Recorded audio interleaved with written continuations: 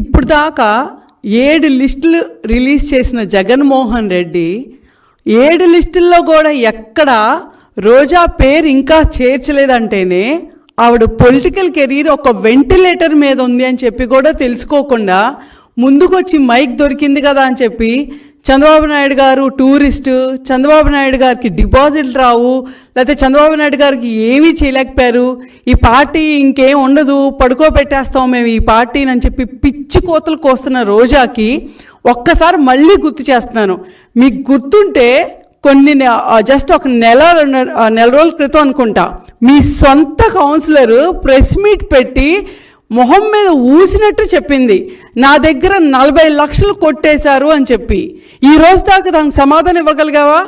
అదే చంద్రబాబు నాయుడు గారి గురించి వచ్చినప్పుడు స్కామ్ చేశాడు, జైల్లో ఉన్నాడు, ఇంకా రానేమో బయటికి, ఆయన పైన అయిపోయిందని చెప్పి నోటుకు వచ్చినట్టలా పిచ్చివాడు వాగావు. మరి ఈరోజు నీ పరిస్థితి ఏంటి? నీ సొంత కౌన్సిలర్ మాట్లాడితే కనీసం నీ పార్టీ వాళ్ళు కానీ నీ సంబంధించిన క్యాడర్ కానీ ఏ ఒక్కళ్ళైనా నేను సపోర్ట్ చేశారా? ఏ ఒక్కళ్ళైనా నీ మీద జాలి పడ్డారా? ఇది అబద్ధం అని చెప్పగలిగావా? నువ్వు చెప్పగలిగావా? నీ ప్రెస్ మీట్ పెట్టి చెప్పగలిగిందా? నువ్వు నమ్ముకున్న నీ సోషల్ మీడియానో లేకపోతే నీ సాక్షి మీడియానో చెప్పగలిగిందా?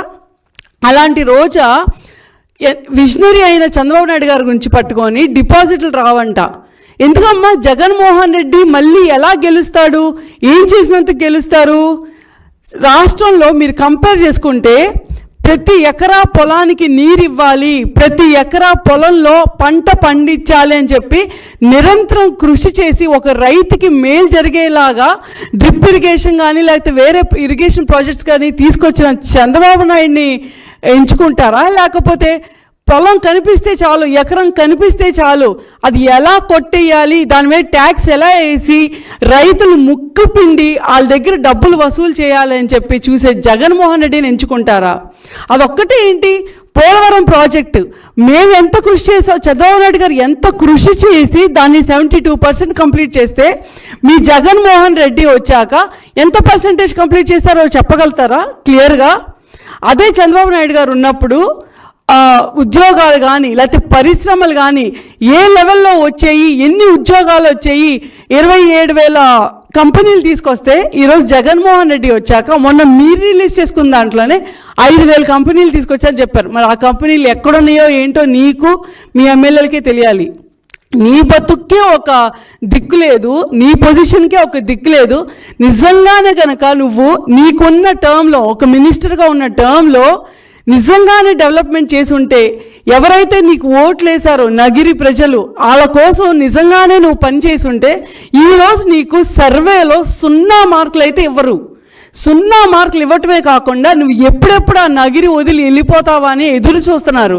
ఆ రకంగా వాళ్ళని టోల్గేట్లు పెట్టి లేకపోతే ఆ ఆస్తులు కాజేసి కమిషన్లు కొట్టేసి అంతమందిని ఇబ్బంది పెట్టావు. అంటే నిన్ను అందరూ డైమండ్ క్వీన్ అనో ఏదేదో సోషల్ మీడియాలో అంటూ ఉంటారు.